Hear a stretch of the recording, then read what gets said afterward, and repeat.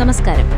പ്രണയവും വിശ്വാസവും ചതിയും ചേർന്ന ചില യഥാർത്ഥ കഥകൾക്ക് സിനിമകളെ വെല്ലുന്ന തിരക്കഥകളായിരിക്കും.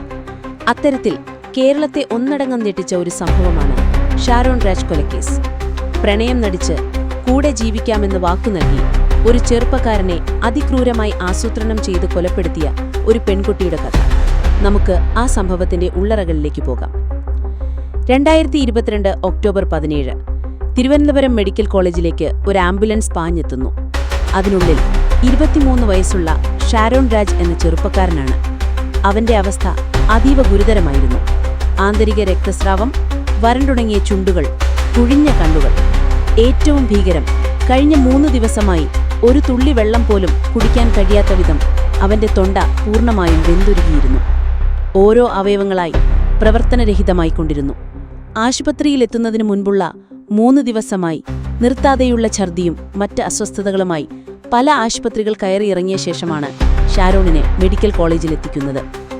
അവിടുത്തെ ഡോക്ടർമാർ ഒരു കാര്യം ഉറപ്പിച്ചു: ഷാരോണിന്റെ ശരീരത്തിൽ അതിമാരകമായ വിഷം ചെന്നിട്ടുണ്ട്. ഇവിടെ നിന്നാണ് കഥയുടെ ചുരുളഴിയുന്നത്. 2021 മുതൽ ഷാരോണും ഗ്രീഷ്മ എന്ന പെൺകുട്ടിയും പ്രണയത്തിലായിരുന്നു. വീട്ടുകാരിൽ നിന്ന് രഹസ്യമായി അവർ വിവാഹം പോലും കഴിച്ചിരുന്നു. എന്നാൽ ഇതിനിടയിൽ ഗ്രീഷ്മയുടെ വീട്ടുകാർ അവൾക്ക് മറ്റൊരു വിവാഹം ഉറപ്പിച്ചു. 2022 മാർച്ചിൽ സൈന്യത്തിൽ ഉദ്യോഗസ്ഥനായ ഒരു യുവാവുമായി അവളുടെ വിവാഹ നിശ്ചയവും കഴിഞ്ഞു. ഇതോടെ ഷാരോണുമായുള്ള ബന്ധത്തിൽ നിന്ന് ഗ്രീഷ്മ പിന്മാറിയെങ്കിലും നിശ്ചയം കഴിഞ്ഞ 2 മാസങ്ങൾക്കു ശേഷം അവൾ ഷാരോണിനെ വീണ്ടും സമീപിച്ചു. ഷാരോണിനെ പിരിഞ്ഞിരിക്കാൻ കഴിയില്ലെന്നും എങ്ങനെയെങ്കിലും ഒരുമിച്ച് ജീവിക്കാമെന്നും അവൾ വാക്കു നൽകി. അങ്ങനെയിരിക്കെയാണ് ആ ദുരന്ത ദിവസം വരുന്നത്. 2022 ഒക്ടോബർ 14 ഗ്രീഷ്മയുടെ വീട്ടിൽ വെച്ച് അവൾ ഷാരോണിന് ഒരു കഷായം കുടിക്കാൻ നൽകി. അത് കുടിച്ച ഉടൻ തന്നെ ഷാരോൺ പച്ച നിറത്തിൽ ഛർദ്ദിക്കാൻ തുടങ്ങി. സംശയം തോന്നിയ വീട്ടുകാർ ഗ്രീഷ്മയെ വിളിച്ച് കഷായത്തെക്കുറിച്ച് ചോദിച്ചപ്പോൾ അവൾ പരസ്പര വിരുദ്ധമായി സംസാരിക്കുകയും ഇന്റർനെറ്റിൽ നിന്ന് ഡൗൺലോഡ് ചെയ്ത മറ്റൊരു കഷായത്തിന്റെ ഫോട്ടോ അയച്ചു കൊടുക്കുകയും ചെയ്തു. അവസ്ഥ മോശമായതോടെ ഷാരോൺ മജിസ്ട്രേറ്റിനും അച്ഛനും ഒരു മരണമൊഴി നൽകി. ഗ്രീഷ്മ തന്ന കഷായം കുടിച്ചാണ് തനിക്ക് ഈ അവസ്ഥ വന്നതെന്നും അതിൽ വിഷം കലർത്തിയിട്ടുണ്ടെന്നും ഷാരോൺ പറഞ്ഞു. ഒക്ടോബർ 25 ആ ചെറുപ്പക്കാരൻ മരണത്തിന് കീഴടങ്ങി. പോലീസ് അന്വേഷണത്തിൽ ഞെട്ടിക്കുന്ന വിവരങ്ങളാണ് പുറത്തുവന്നത്. ഷാരോണിന്റെ ശരീരത്തിൽ നിന്ന് കണ്ടെത്തിയത് പാരാക്വാറ്റ് എന്ന കളനാശിനിയായി ഉപയോഗിക്കുന്ന അതിമാരകമായ വിഷമായിരുന്നു.